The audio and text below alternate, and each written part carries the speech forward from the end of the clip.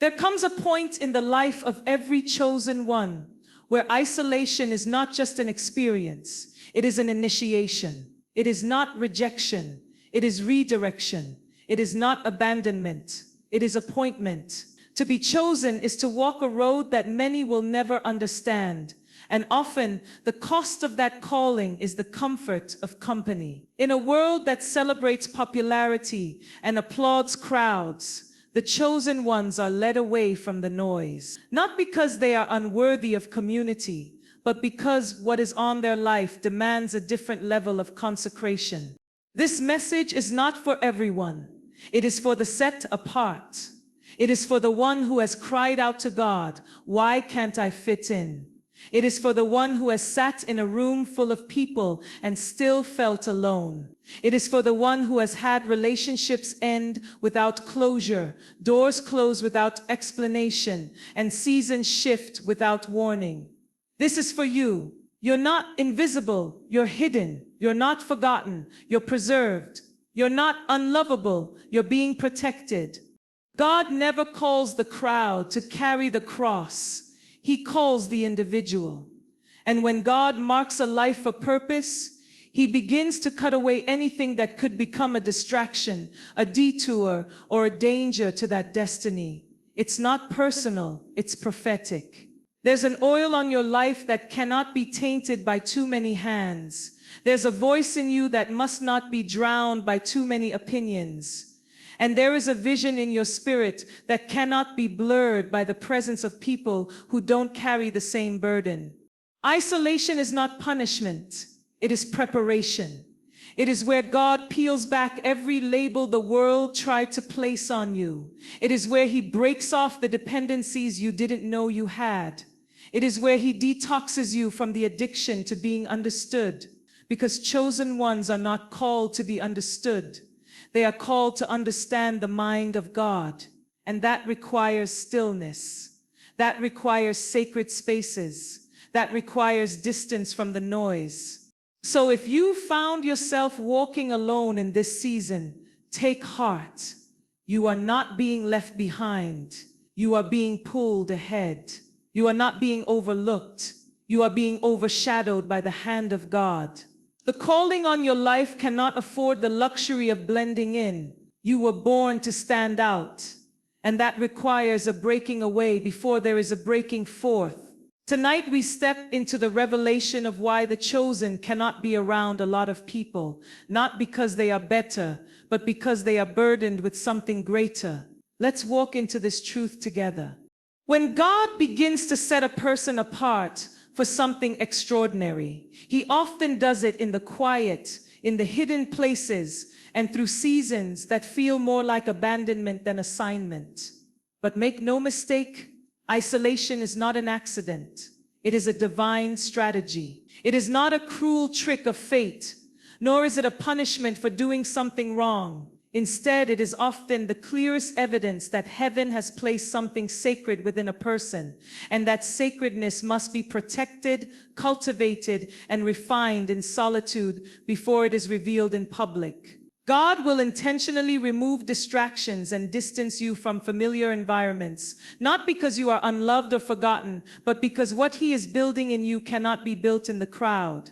Chosen ones often find themselves in places where relationships shift abruptly, invitations disappear, and familiar support systems seem to fall away. It can feel painful, even personal, but in reality, it is deeply purposeful. The divine strategy of isolation is God's way of gaining your full attention. When there are too many voices around you, it becomes difficult to discern the voice of God. When there are too many opinions being offered, you begin to question what He already confirmed. So God starts to remove the voices that do not align with His vision for your life. He takes you into a season where it's just you and Him. No applause, no distractions, no unnecessary noise, just clarity and communion.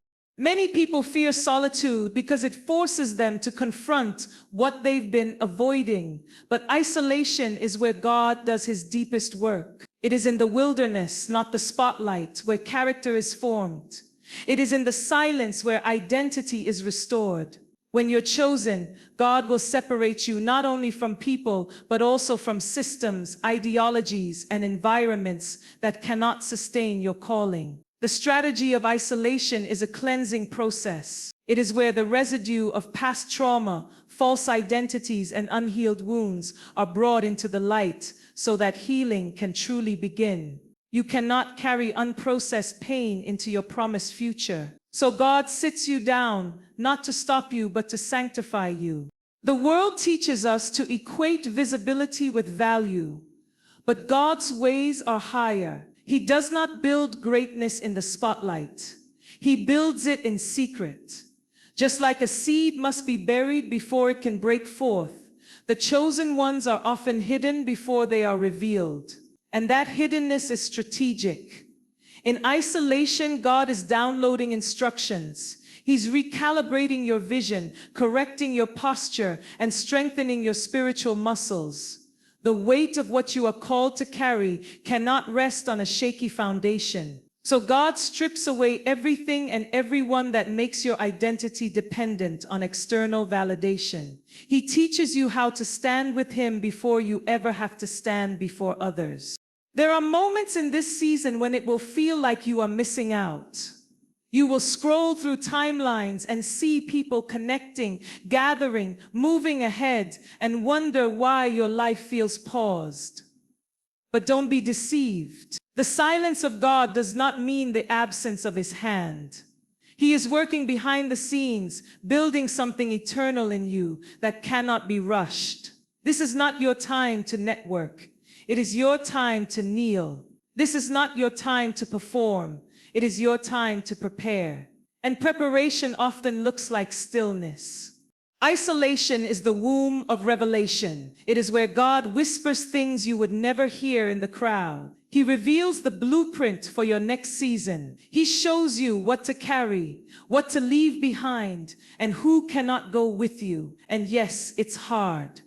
The tears will fall. The loneliness will be real, but so will the transformation. God will turn that cave into a classroom. He will use the absence of people to cultivate the presence of purpose. And when the time comes for your unveiling, you will not rise as the same person who entered that season. You will be refined, focused, and equipped with wisdom that only the quiet places could teach you. So if you find yourself in a season where it feels like everyone has walked away, take heart. This is not a setback. It is a setup. You are not being left out. You are being led into deeper intimacy, higher authority, and unshakable identity. The isolation is God's strategy to anchor you so deeply in Him that no platform, no relationship, no storm can ever unseat you. It is in the quiet that kings are crowned. It is in the hidden place that warriors are trained. It is in the stillness that God gives strategy. Let the world keep rushing. Let others chase applause. You, chosen one, are being drawn into something greater. Yield to the silence. Embrace the solitude. Trust the strategy. Because the God who isolated you is the same God who will elevate you. And when He does, it will not be temporary, it will be timeless. When a person is chosen by God for a divine assignment, the weight of that calling becomes a burden that cannot be shared lightly. It is not just a spiritual invitation, it is a demand for transformation. The mantle placed on a chosen one's life is not ordinary. It carries eternal significance, and with it comes a level of responsibility that the average heart may not be prepared to carry. This is why God requires separation. It's not about elitism or superiority. It's about stewardship. God knows that the weight of the call will crush anyone who tries to carry it without being first stripped, strengthened, and sanctified. And so He pulls you aside, not to keep you away from others, but to prepare you in a way that cannot happen in the midst of the crowd. The call of God is weighty. It is not a label. It is a lifestyle. It demands discipline. It requires alignment. It cannot coexist with confusion or compromise. This is why so many chosen ones find themselves in seasons where they feel disconnected from the people they used to feel close to. The truth is, not everyone has the capacity to walk with someone who is carrying something sacred. And God, in His mercy, begins to sift your circle, not to punish you, but to protect the oil on your life. The people who once celebrated you may no longer understand you. The conversations that once entertained you no longer feed your spirit. The environments you once found comfort in now feel uncomfortable. That's not you being difficult. That's your spirit growing. That's your assignment maturing. And when the weight of your call increases, your space must be adjusted to support it. There is a holy heaviness that comes with destiny. It's not something that can be seen, but it is deeply felt. It's the kind of weight that wakes you up in the middle of the night to pray when everyone else is sleeping. It's the kind of burden that makes you weep over things that others joke about. It's the kind of stirring that causes you to wrestle with God about what He's asking you to give up, knowing full well that obedience will cost you your comfort. And yet, even in that wrestle, the chosen understand that there is no turning back. Once God reveals the weight of your purpose, you can never again pretend to be average. You can never again be casual with what is costly. You can never again put your destiny on the shelf just to fit into places that no longer recognize you. Many people desire to be used by God, but few understand the price. The weight of the call is not just about doing great things. It's about becoming someone who can handle the greatness without being destroyed by it. God does not want you to carry influence that your character cannot sustain. So He separates you. He removes the noise. He places you in environments where He can develop your endurance, stretch your obedience, and confront your weaknesses. Because when the time comes to carry out your assignment, there will be no room for hesitation. You will need to be fully convinced, fully surrendered, and fully aligned with heaven's agenda. The separation that comes with a heavy calling can feel like a stripping away, and in many ways it is. God strips away your dependence on people. He strips away your need for applause. He strips away the habits, the thinking patterns, and even the relationships that would interfere with the purity of the anointing. He will not allow you to share sacred space with those who would dishonor what He's doing in you. The call on your life is too weighty to be mishandled, and so He makes sure that those who walk with you are those who understand the cost, those who honor the oil, and those who carry their own burdens with reverence and responsibility. It's important to understand that the weight of the call is not just about ministry in a traditional sense. It applies to every sphere of influence, whether you are called to the pulpit, the marketplace, the arts, education, or any other platform. If you are chosen, the weight is the same. You are not just representing your own ambitions, you are carrying heaven's agenda. And that weight demands a different kind of preparation. You cannot afford to live carelessly. You cannot afford to be distracted by comparison. You cannot afford to waste time explaining yourself to people who do not have the spiritual discernment to see what God is doing in you. Separation is not just about physical distance, it's about spiritual distinction.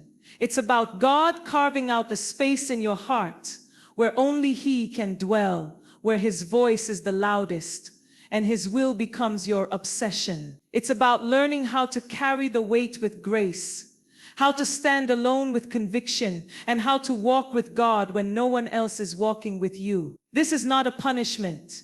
It is a consecration. It is God trusting you with something that others cannot carry.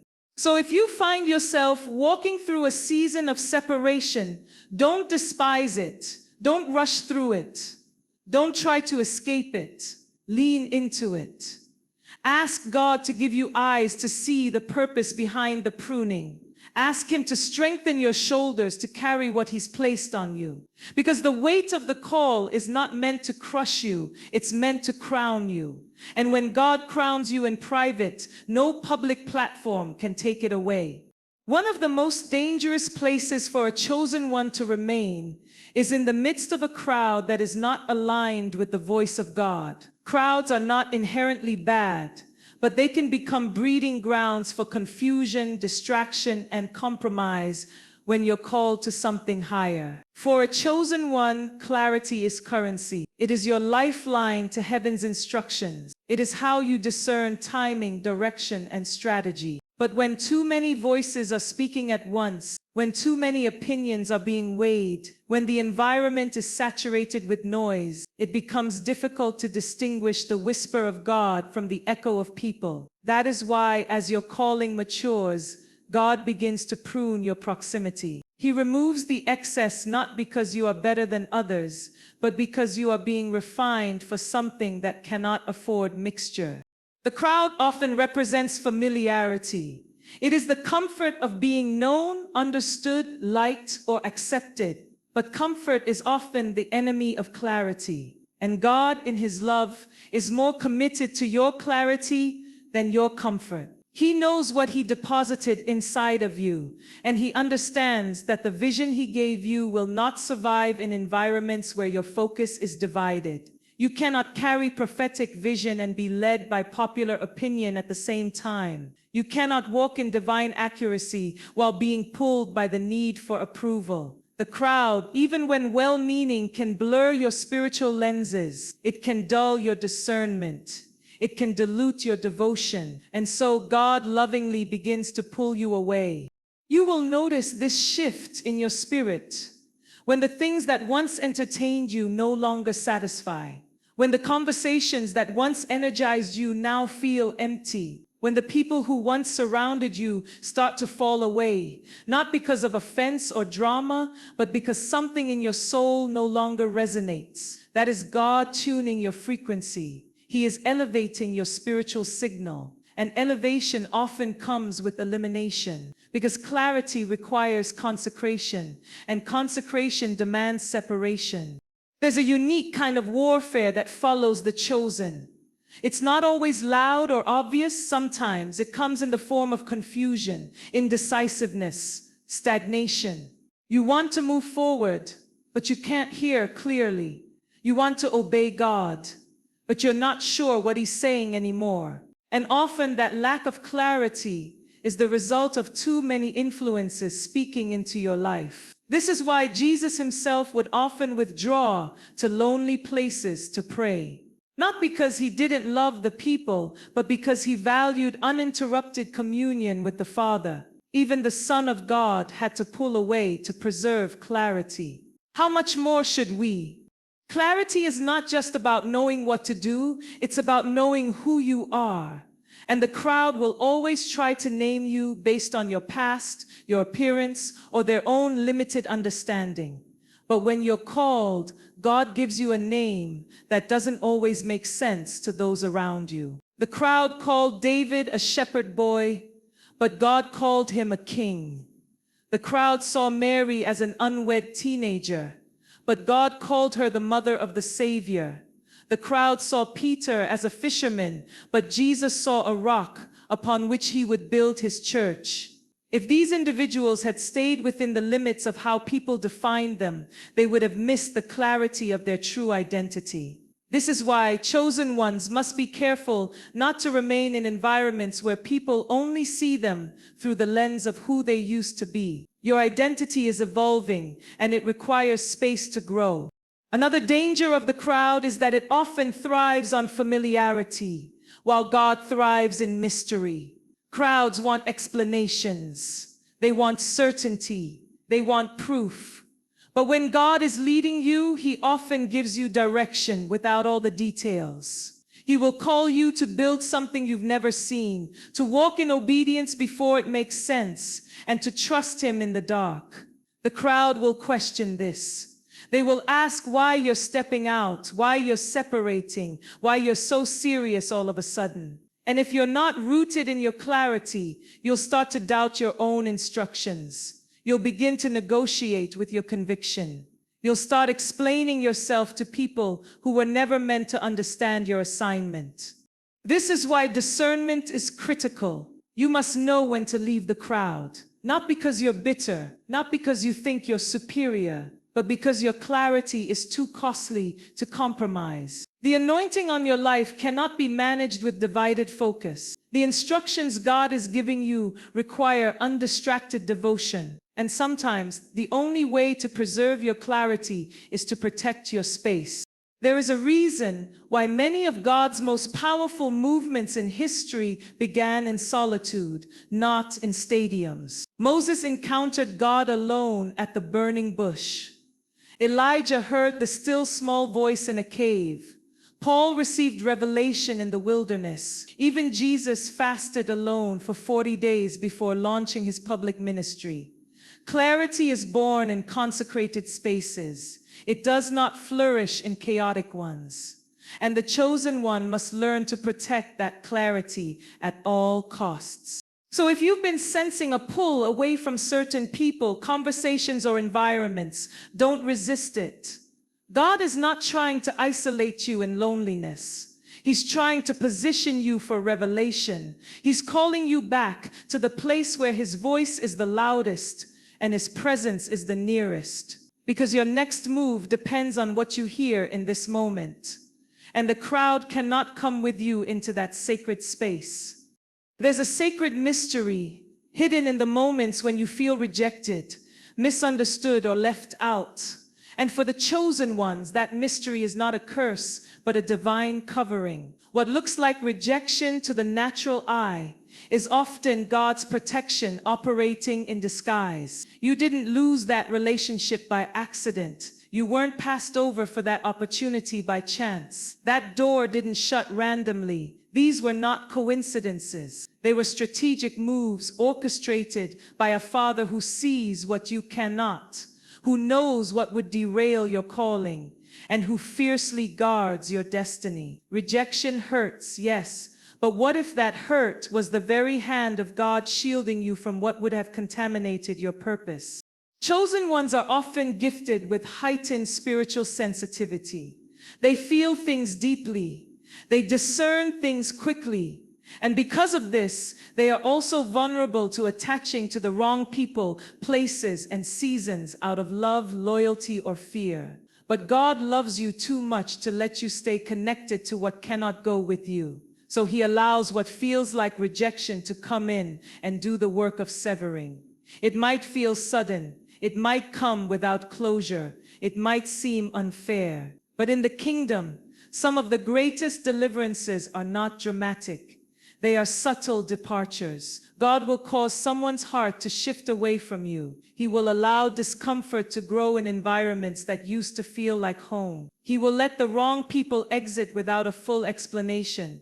Because if he gave you all the details, you might try to hold on to what he's trying to release you from. This is why it's dangerous to mourn what God is trying to remove. Many times, the very thing you are crying over is the thing God rescued you from. Rejection is not a loss. It's a redirection. It's God guiding your feet down a path that aligns with your future, not your feelings. And that can be incredibly hard to accept in the moment. Our hearts crave understanding. We want to know why things ended, why people changed, why doors closed. But the truth is, when you are chosen, you will not always get the luxury of answers. Sometimes all you get is a quiet no from heaven and a choice to trust that it is for your good.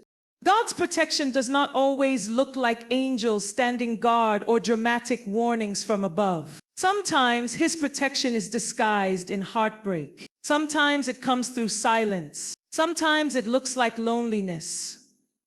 But rest assured, he is protecting something in you. He is preserving your purity, your peace, your focus, your mental stability, your calling. You cannot see the warfare that would have hit your life had you stayed where you wanted to be. You don't see the distractions, the betrayals, the spiritual decay that was on the other side of that connection. But God did. And he moved you before it could move you out of alignment. There's a part of being chosen that will never feel fair in the moment. You will watch others be celebrated while you are sidelined. You will witness others be included while you are excluded. You'll wonder why you're being left out, passed over, and misunderstood. But let me remind you, being hidden is not the same as being forgotten. When God pulls you back, it is never to bury you, it is always to build you. The rejection of man often positions you for the elevation of God. Had Joseph never been rejected by his brothers, he would have never been positioned in Egypt to save nations. Had David not been overlooked by his father, he wouldn't have been anointed by Samuel. Had Jesus not been rejected by men, the cross would have never become our redemption. So if people walk away, let them. If circles exclude you, bless them. If opportunities bypass you, trust God. Because every rejection is pushing you into a place of deeper revelation. It is making room for the right voices, the right platforms, the right alignment. It's preparing you for an unveiling that doesn't depend on human validation. Chosen ones cannot be affirmed by the applause of people. They must be anchored by the approval of God. Because when you finally arrive in your assignment, you will need to be so rooted in who sent you that the acceptance or rejection of others doesn't shake you. Rejection also refines your character. It tests the posture of your heart. It reveals where your identity truly lies. Are you still obedient when no one claps for you? Are you still faithful when no one is watching?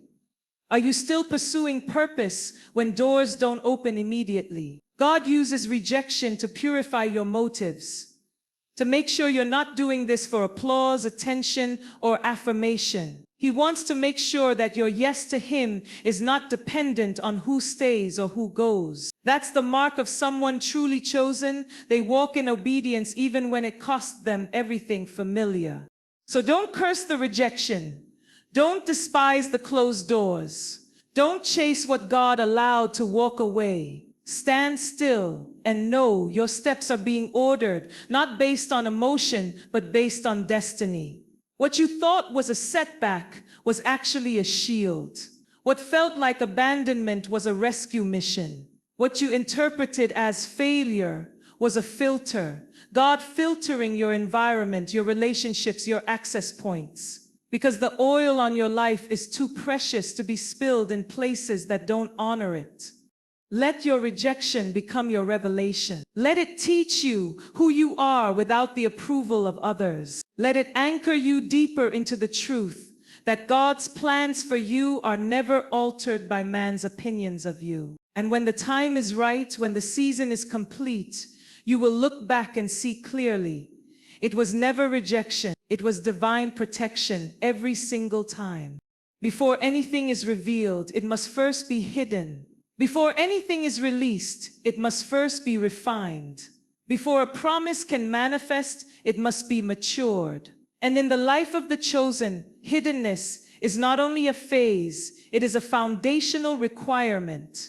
It is a divine cocoon, a sacred space where God does His deepest work away from public eyes. Being hidden is not about being overlooked or abandoned. It is about being preserved.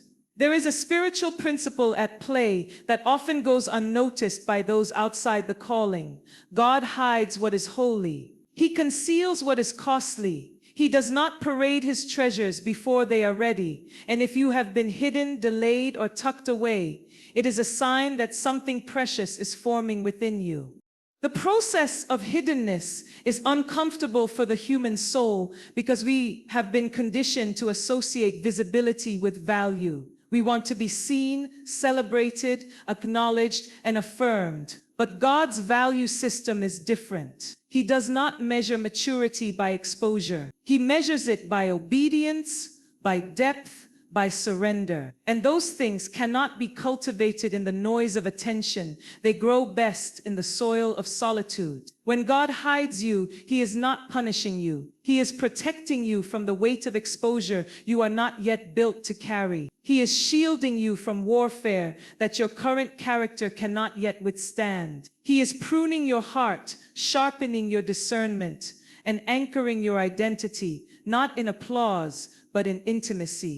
Hiddenness is heaven's training ground. It is where you are developed when no one is clapping. It is where you learn the discipline of consistency without recognition. It is where your motives are purified, because you're not doing it for the crowd, you're doing it for God. Many want the platform, but they don't want the process. Many want the influence, but not the isolation. And yet, without hiddenness, the weight of destiny would crush you. Because it's in hiddenness where you learn to hear God's voice clearly.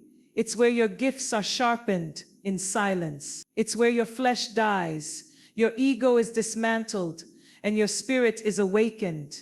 Even in Scripture, we see this divine rhythm. Moses was hidden on the backside of the desert for 40 years before he led Israel out of Egypt. David was hidden in the fields tending sheep before he ever held a crown. Joseph was hidden in prison before he stood in the palace. Esther was hidden in the king's palace before she stood in boldness for her people. Jesus himself was hidden for 30 years before he launched a 3-year ministry that changed the world. Why? Because what is revealed prematurely can be destroyed quickly. And God is not interested in fast success. He is invested in eternal impact. That means he will take his time with you. He will hide you for as long as it takes to ensure that when you are revealed, you are not just gifted, but grounded. Not just anointed, but accountable. Not just called, but consecrated. Hiddenness teaches you patience. It breaks the addiction to instant results. It cultivates trust in God's timing. You begin to understand that just because nothing is happening publicly doesn't mean God isn't working privately. The hidden place is a holy place. It's where your roots grow deep enough to support the height of your future assignment. Without deep roots, a tall tree falls easily. So God ensures that your foundation is unshakable, and that kind of strength can only be formed in hidden seasons. You might not have followers, recognition, or accolades during this time, but you will have fire, you will have oil, you will have the kind of depth that cannot be faked, replicated, or rushed. Hiddenness also protects you from forming your identity around performance. When you are constantly seen, there's a temptation to perform for approval, to curate your life for applause, to build your worth around people's perception. But in the hidden place, there's no one to impress. There's just you and God. He strips away every false identity, every insecure attachment, every distorted motive. He teaches you how to be before you do, how to worship before you lead, how to submit before you speak. And when you've been trained in hiddenness, you emerge with a kind of quiet confidence. You don't need to prove yourself because you know who you are. You don't need to force open doors because you've learned how to wait for the ones God opens. There is also warfare that cannot reach you in the hidden place. Exposure invites attention, both from people and from spiritual opposition. The more visible you become, the more you must be fortified within. God hides you to build your capacity, not just to stand in the spotlight, but to stand against the pressure that comes with it. There are lessons you learn in obscurity that will save your life in influence. There are prayers you pray in private that will sustain your public mantle. And there is a closeness with God that can only be cultivated when no one else is around to interrupt the intimacy. So if you are in a season where it feels like nothing is moving, where your dreams feel buried, where your gifts feel unseen, take heart. You are not behind. You are not forgotten. You are hidden. And that is a holy place to be. Because what God hides, He is preparing. What He conceals, He is cultivating. And when He finally reveals you, it will not be to impress people. It will be to impact nations. You won't come forth with hype. You'll come forth with heaven's backing. You won't come forth needing validation. You'll come forth carrying authority because you were not rushed. You were refined. You were not overlooked. You were overshadowed by the hand of God. Hiddenness always precedes manifestation. And when the appointed time comes, what God formed in secret will speak loudly in public, and no one will be able to deny that it was His hand that kept you all along.